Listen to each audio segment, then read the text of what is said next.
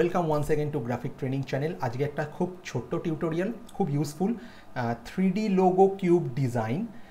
আমি নাম রেখেছি এটা, বাট আপনারা আপনাদের মতন করে ইউজ করে ব্যবহার করবেন জিনিসটা। তাহলে দেরি না করে তাড়াতাড়ি চলে আসুন আমার স্ক্রিনে, যাতে আমি ট্রিকটা আপনাদের প্রেজেন্ট করতে পারি। আচ্ছা, আমি আমার চ্যানেলের নামটাই 3 রকম ফন্টে লিখে রেখেছি। এখানে আপনাদের গ্রাফিক থাকতে পারে বা আপনাদের কোনো টেক্সট লোগো থাকতে পারে, যা হোক কিছু থাকতে পারে, সেটা আপনাদের চয়েস। আচ্ছা, প্রথমেই যেটা করব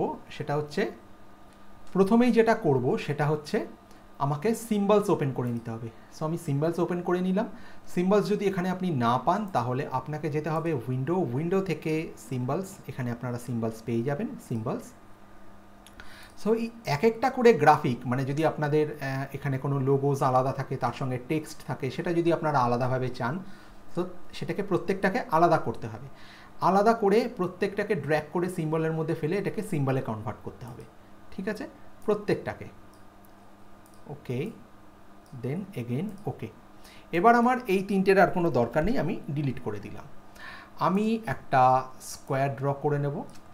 স্কোয়ার ড্র করে এর একটা একটু কালারটা চেঞ্জ করব, ব্ল্যাক আমি রাখবো না, আমি গ্রে করে নেব।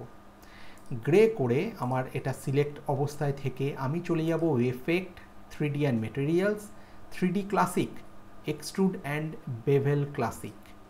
ঠিক আছে, এখান থেকে আমি যেটা করব, প্রথমেই আমি এটার সাইডটা চেঞ্জ করব।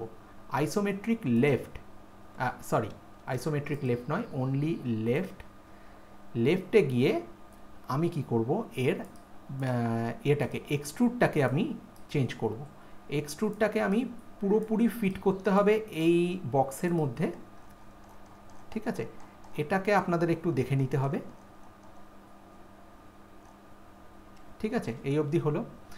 এবার এখান থেকে আমি চলে যাব, আমার যেরকম ছিল অ্যাক্সিস ফ্রন্ট, আমি এখানেই থাকব।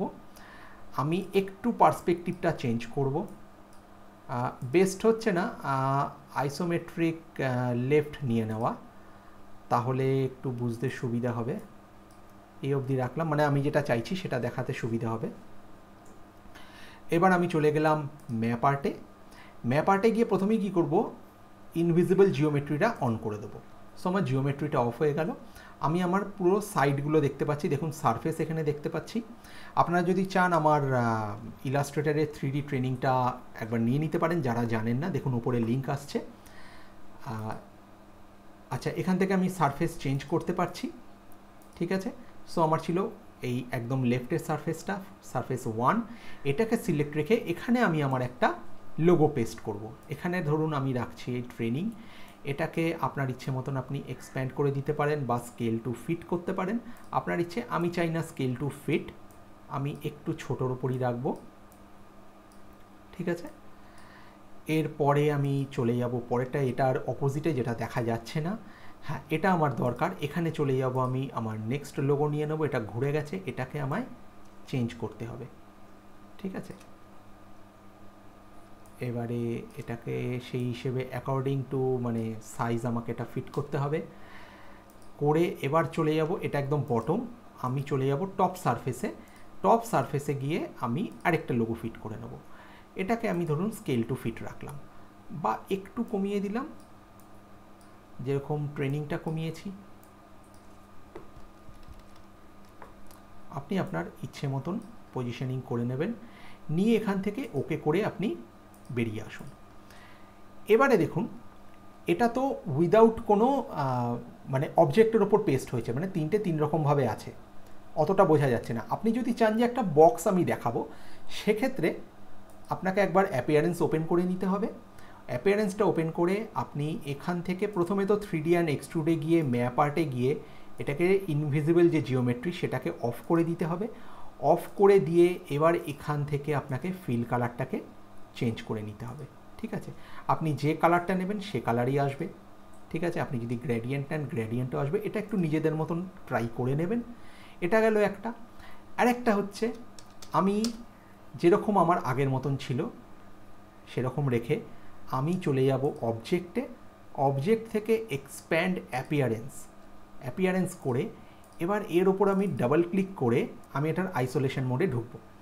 ঢুকে সিলেক্ট অল, ওভারঅল সিলেক্ট করব। করে দেখুন এখানে স্ট্রোক কালার আছে নান।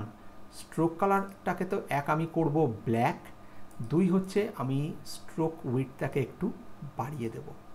দেখুন এবার একটা বক্স বাট তার চারদিকে একটা স্ট্রোক রয়েছে, ঠিক আছে। এরকমভাবে আপনারা লোগো কিউব ডিজাইন করতে পারেন, মানে নট অনলি লোগোস, আপনারা বিভিন্ন ডিজাইনও বানাতে পারেন। কিছু কিছু টি শার্টেও তো দেখি এই ধরনের ডিজাইন আছে।